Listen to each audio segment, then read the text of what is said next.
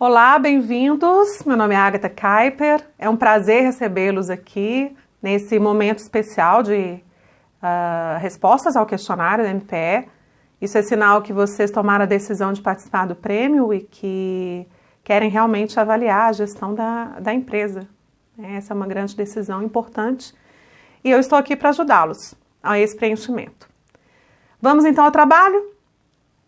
Primeiro, eu vou estar usando aqui no meu computador, vou estar utilizando o questionário no meu computador para estar lendo para vocês as perguntas e explicando, mas também vamos estar colocando isso aqui ao meu lado, vocês podem acompanhar, mas caso queiram também estar com o questionário em mãos ou no seu computador, é uma boa ideia.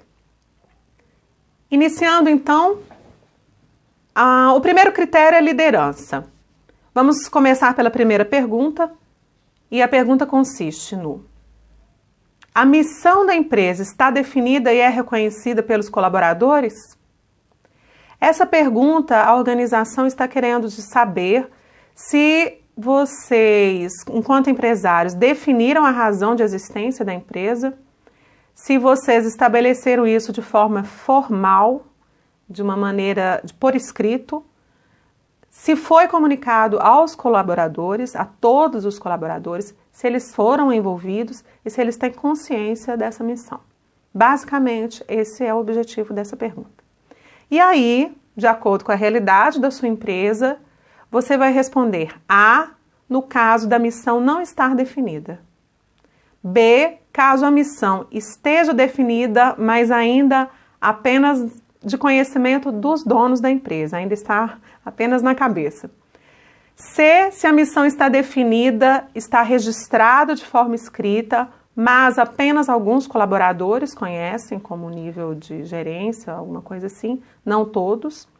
E a letra D, se a missão está definida, se ela já foi registrada, se ela foi divulgada para todos os colaboradores e entendida também por todos eles. Aí marcaria, então, a letra D.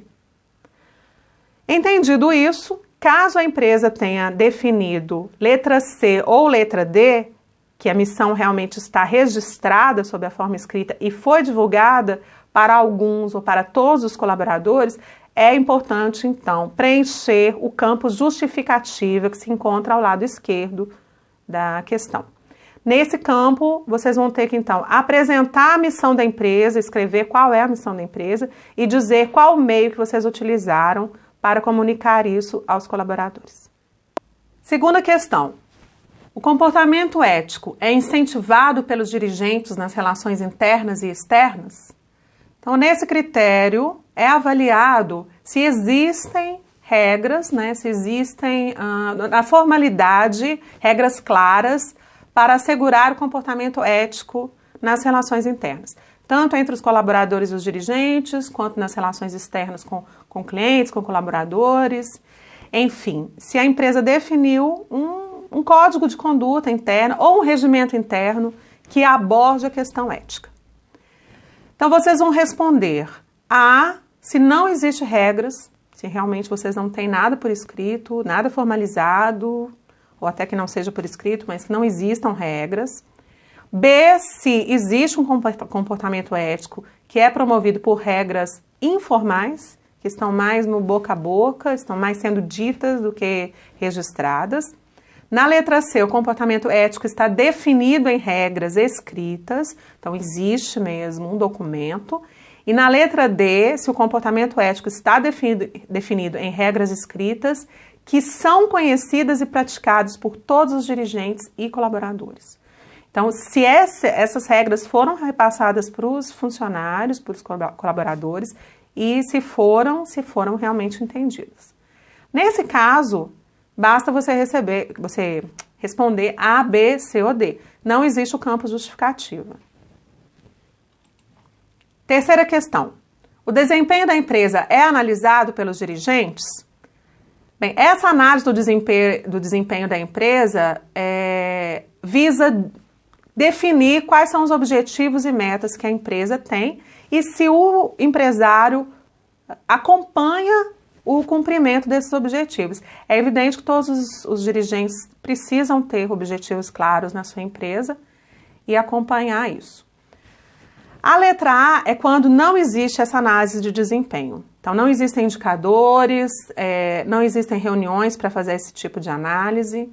Na letra B, a análise de desempenho da empresa é feita, mas é ocasionalmente, e o foco é só o financeiro, que também acontece muitas vezes. É só a questão dos valores, do lucro, que é analisado. Na letra C, a análise do desempenho da empresa é feita regularmente, ok? Mas de forma restrita, quer dizer, apenas com alguns indicadores, financeiros, vendas, atendimento e produção, que são os mais comuns. E na letra D, que aí é o atendimento completo do item, a análise do desempenho da empresa é feita regularmente, então de tempos em tempos, calculadamente, a possibilidade é que seja feita, sei lá, mensalmente. Essa análise inclui vários aspectos do negócio, como financeiro, vendas, clientes, colaboradores, fornecedores, produção, e existem indicadores e metas para isso. Então, se existe tudo isso, aí é colocado a letra D. Nessa questão, existe o campo justificativas, então, ali vocês vão ter que dizer qual é a periodicidade que vocês, empresários, se reúnem, com os sócios ou junto com a gerência, quais são os participantes, então, como eu já falei, e os exemplos de algumas informações que vocês analisam, né, nessa análise de desempenho. É a justificativa. Quarto item. Os dirigentes compartilham informações com os colaboradores? Então, uma vez que existem metas, objetivos, estratégias e resultados, a ideia é que isso esteja, de alguma forma, disponível para os colaboradores e que todos eles entendam os objetivos da empresa e acompanham os resultados, né, a produtividade, o comprometimento. E, então, as respostas, dentro aí do que nós já estamos entendendo, de acordo com a realidade da empresa, para a letra A, as informações não são compartilhadas com os colaboradores, continuam só nas mãos dos dirigentes. Letra B, o compartilhamento de informações com os colaboradores ocorre esporadicamente, então às vezes, e algumas informações. Letra C, esse compartilhamento de informações regularmente com os colaboradores e abrange alguns. E na letra D é o completo. O compartilhamento de informações ocorre regularmente e abrange todos os colaboradores. Nesse item, também precisa se justificar, mostrando quais os meios, quer dizer, qual a forma que você compartilha essas informações, seja pelo computador, seja um mural, afixando ali os gráficos ou as tabelas, seja algum tipo de comunicação interna, qual é a forma utilizada para compartilhar isso com os colaboradores e quais são as informações compartilhadas. Entendido? Vamos agora para a quinta.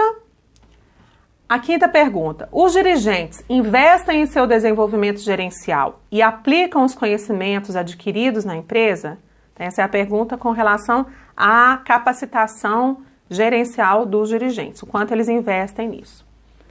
Na letra A, os dirigentes não investem em seu desenvolvimento gerencial. Então, há muito tempo não se faz cursos, não se está atrás de nenhum tipo de formação, então não existe investimento.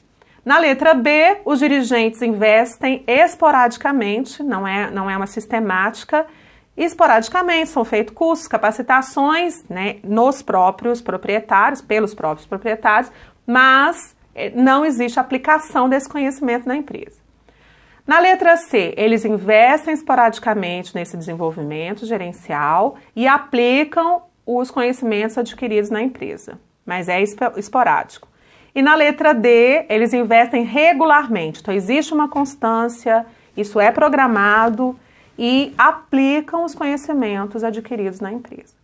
Aqui não existe um campo de justificativa, mas se a empresa for visitada pelo avaliador, ele provavelmente vai perguntar qual é o tipo de capacitação que os dirigentes têm feito e como que eles estão aplicando na empresa. Isso pode ser também avaliado no momento da visita.